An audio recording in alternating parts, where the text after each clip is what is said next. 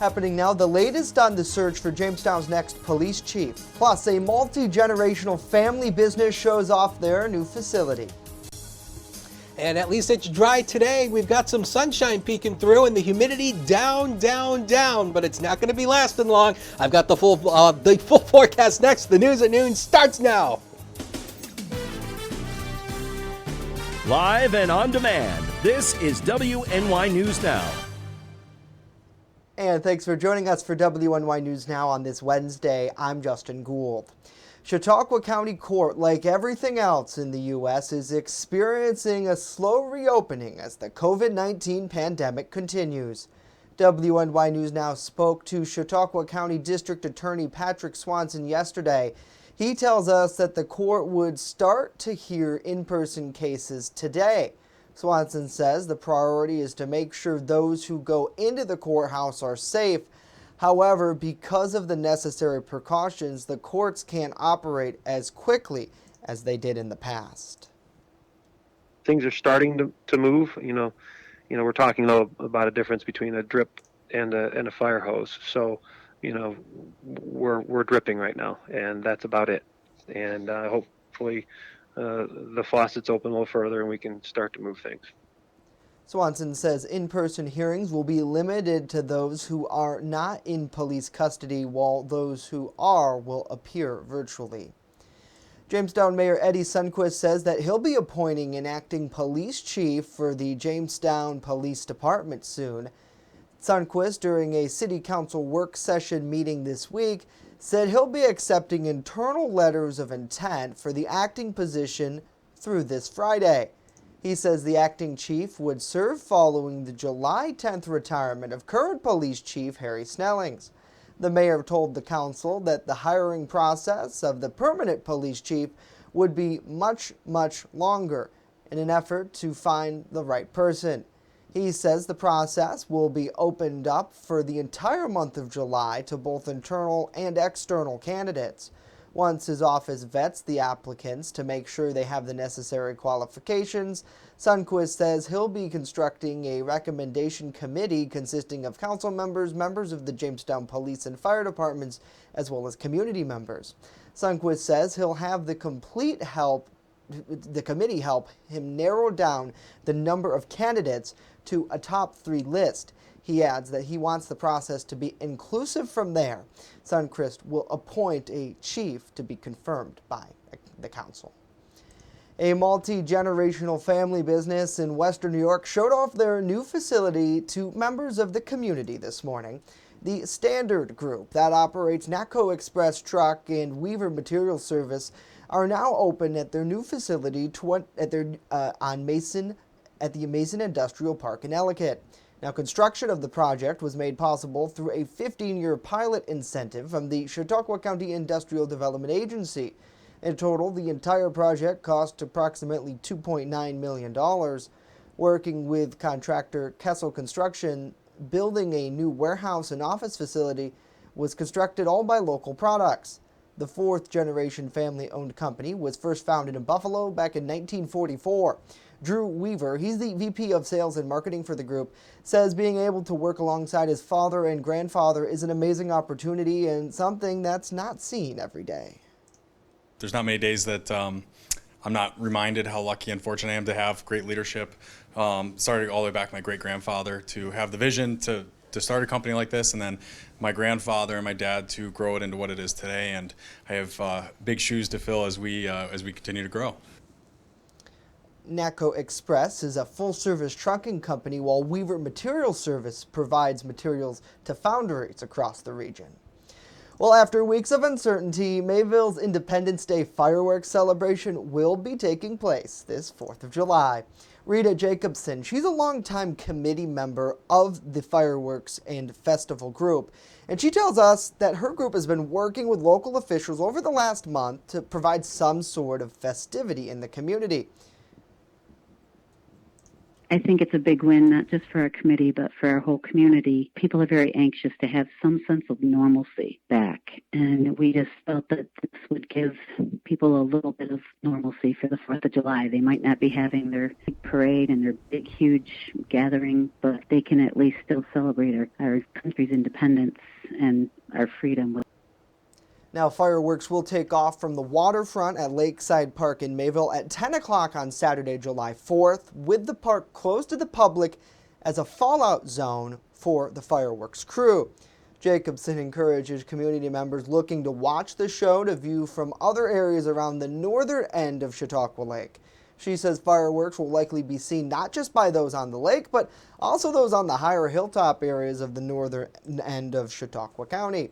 The Mayville 4th of July Committee is asking those in attendance to adhere to state social distancing guidance and be respectful of each other. The 4th of July parade was previously canceled due to COVID-19 gathering restrictions. Well, we thank you all so much for joining us here for WNY News Now as we have made our way halfway through a week here on this Wednesday. Got to say hello to Pam. Good to see you. Good to see Scott. Good to see Rod, Linda, David, Patricia, and Joseph as well. We thank you all so much for joining us here as we give you an update on some local news headlines. Let's switch gears now and get a check of our First Defense weather forecast. That's where we find Chief Forecaster Dakota Hunter. And Dakota, it's absolutely looking beautiful out there today. It is. Happy Wednesday, everybody. Happy Wednesday to you, Justin. And it's a lot drier than it was yesterday. This is, again, the HD News Now cam. And again, you can see just a few clouds dotting the sky right now over downtown Jamestown. If we can switch to the Sky Vision camera network, that would be fantastic. And not sure what's going on here. So let me hit that button in here. We should go to the Sky Cam. There we go. That's the camera in Salamanca. And you can see that it's a lot drier out there than it was yesterday, where we had showers and thunderstorms moving through the area yesterday. 72 is the current temperature with a west wind of 4 miles per hour and a dew point well down into the 50s finally. And some of the rain did help knock some of the tree pollen down, or the grass pollen now, down into the moderate category, but tree pollen still running high. And when we will have a chance for at least a little bit more rain as we go throughout the next couple of days. So hopefully it'll wash some more of the pollen away. Right now, the radar is dry, but it's not going to be staying that way for long. I think we'll get into a few more showers and storms tomorrow, and especially over the weekend. 77 was the high yesterday, 56 was the low this morning. Much more comfortable sleeping weather out there last night. 94 and 35 are the record high and lows for this date set at the Jamestown Airport. So here's the forecast for basically the afternoon. Sun and clouds will do battle through the afternoon today. Cooler, much less humid, but there will be a stiff breeze, which will be nice. 67 on the hilltops to 73 across the lower elevations. West wind 15 to 25. Some wind gusts near 30 to 35 miles per hour. And we get a little bit more rain tomorrow. Then the humidity cranks up again for the weekend with another chance for rain. We'll talk about it in a few. Justin? All right, Dakota, looking forward to it. Thank you. Coming up, the latest on Phase 4 reopening here in Western New York. What's included and what's not included. And later, we tell you about a tribute to graduating seniors in the village of Falconer. Stay with us as WNY News Now continues.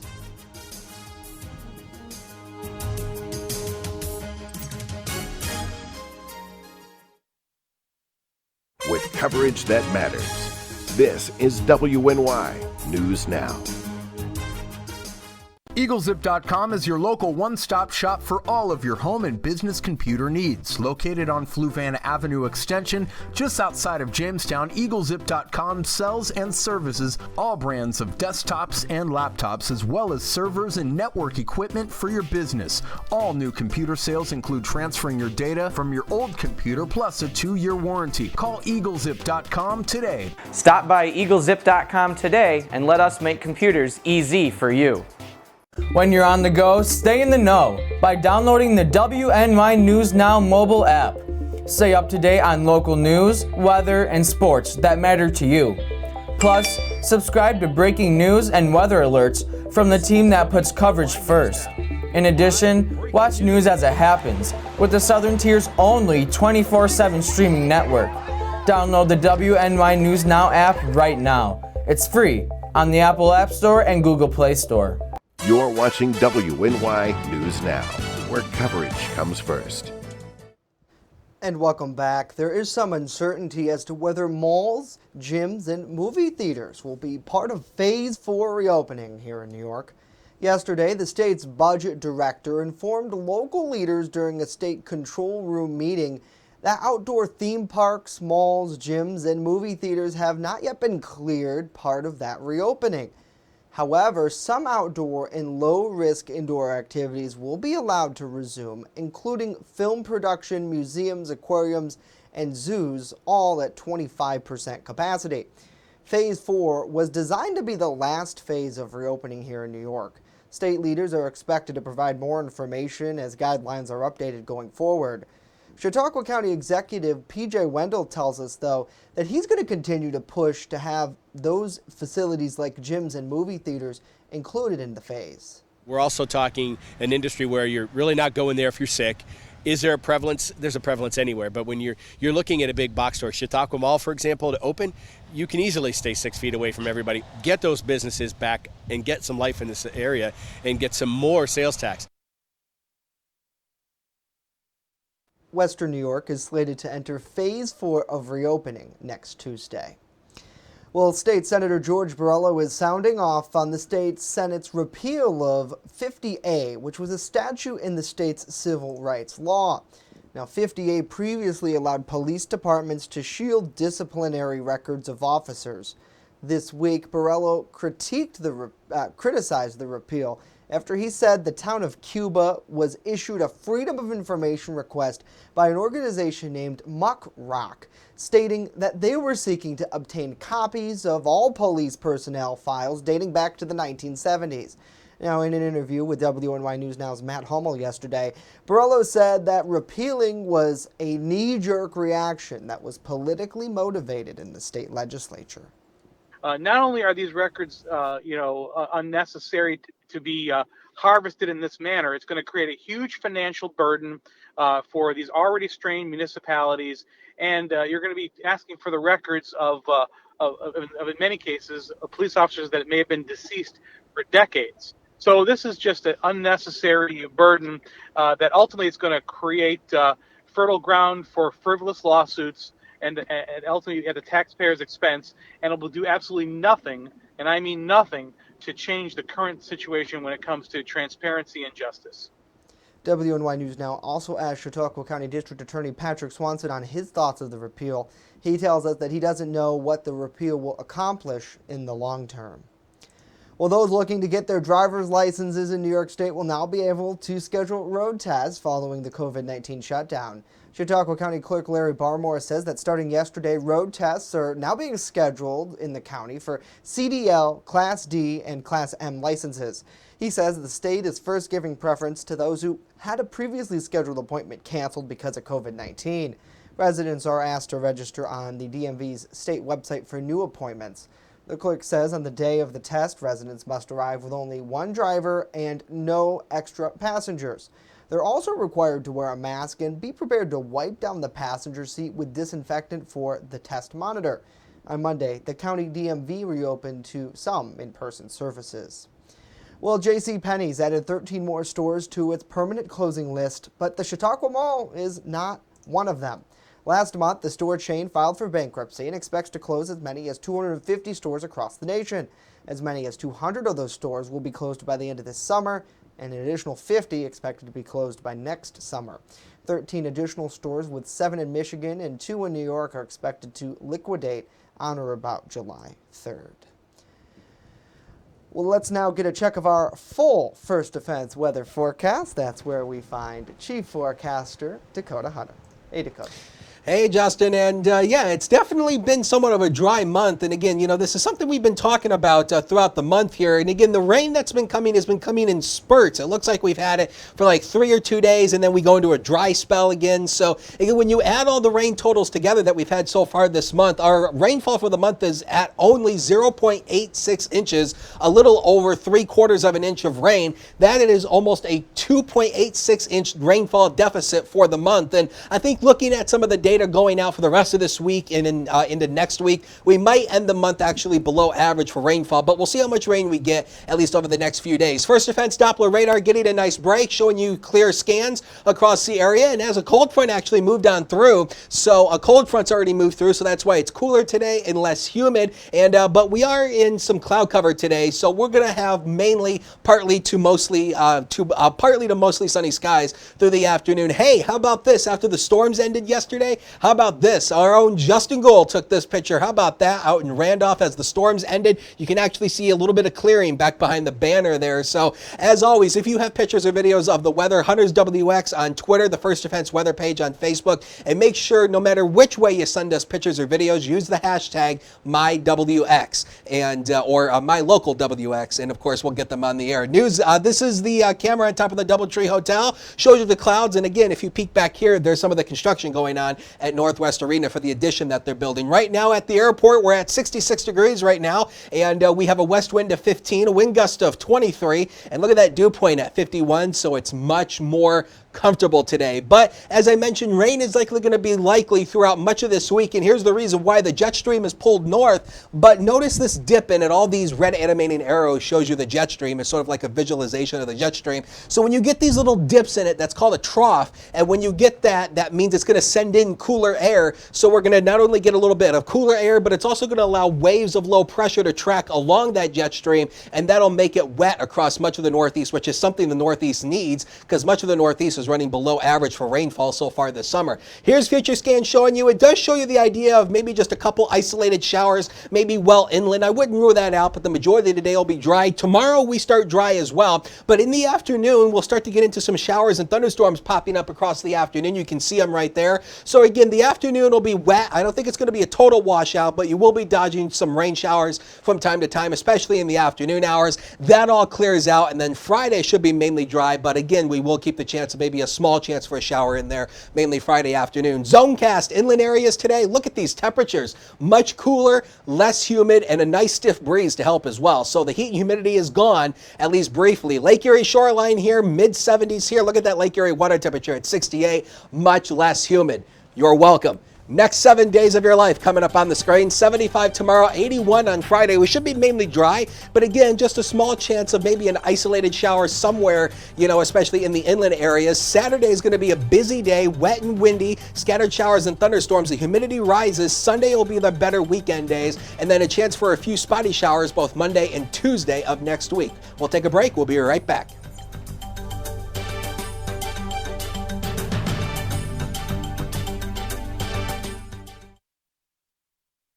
You're watching WNY News Now, your source for breaking news. There's an old saying, there's no news in the newsroom. Well, it's true. The time I spend at the anchor desk is just part of my day. Most of our time is spent gathering stories in the community, stories that matter to you. We can't do it alone, and we need your help. When you see breaking news or have a news tip we should know about, drop us a line on Facebook today, email our news desk, or call our newsroom at 488-7226 so we can bring those stories straight back to you. Want weather now?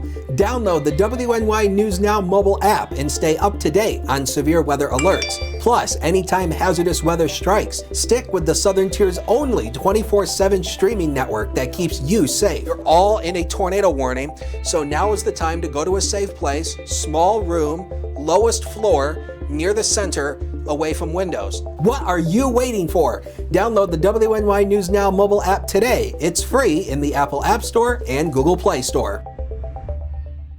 You're watching WNY News Now, where coverage comes first. And welcome back. A vehicle parade honoring graduates at Falconer Central School is set to take place this week. The Village of Falconer and School District are holding the parade Friday at 7:30 on Main Street to congratulate the FCS class of 2020. Residents are asked to stand in their driveways and lawns using social distancing practicing as the parade goes by. They're invited to mark up some signs, create banners, and display festive thoughts to the graduates. The parade will start at the Falconer Central School parking lot and proceed west on East Main Street to North Alberta Street.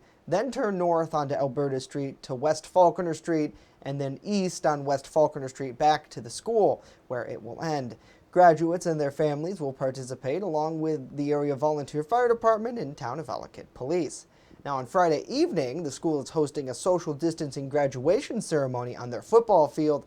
You can actually watch that live right here on WNY News Now, as we are assisting them to try to help people follow the state guidelines so they can watch live in high definition on our platform. Pretty cool, and congrats to the Falconer class of 2020. Dakota, that class, unfortunately, I've talked to so many people, it seems like they had so many great traditions stolen from them because of COVID-19. So it's great to see that they're still able to have some sort of graduation, and then the community too, to be able to support them. Yeah, and I mean, it's almost the same thing at JHS. I mean, one of the things that was canceled, of course, due to COVID-19 was Battle of the Classes. Yeah. And, that is a tradition that has taken place at JHS for over 30 years. And, it's happened every single year. And I mean, I do feel bad. I mean, for all the seniors who unfortunately kind of had their senior year kind of stolen from them over this, because there's things that they didn't get to do and things that were canceled. So, I mean, I definitely do feel bad because, they don't get to do a lot of the normal things that they wanted to do. Of course, all the spring sports and whatnot, all that stuff. Right. I mean, I feel definitely bad, but I mean, it's great to see that, they're still going to graduate. We're still going to have, somewhat of a graduation. So, I mean, at least there's something of at least we're starting to get back to at least somewhat of a sense of normalcy. And I think that's one of the biggest. That's one of the biggest things that kids are just asking for. Is they're like, we understand the severity of COVID-19, but at the same time, we still have to live our lives. Right. And we can wear the mask, we can social distance, but we could still get together in some sort of venue and have these traditions, walk across the stage. I remember when I was talking to Alyssa, one of the seniors graduating, for a story we ran, where they were calling on the school to say, hey, we don't want to have a virtual graduation. We want to walk across a stage like all the other seniors have before us. And it's great to see not just Falconer, but other school districts saying, all right, let's have some sort of something. And a lot of these schools have these huge football fields, and what a better place to do it. So it's great to see, and I'm looking forward to attending that Friday. One of the few. We were talking about it in a logistical meeting last week, kind of joking. They're like, okay, you can't bring the whole crew with you when you go, and I'm like, oh no, like I got it, I got this. So you'll have to enjoy my camera skills. So Justin's going to be his own photographer, his own engineer out there. When something goes wrong, he'll be calling the studio and be like, help me, please. Help me. Yeah, please. Please. But, I will say, I am a little jealous because when I graduated in 2012, I didn't get a sign to put in my front yard. Yeah, that's I would have liked a sign. Yeah.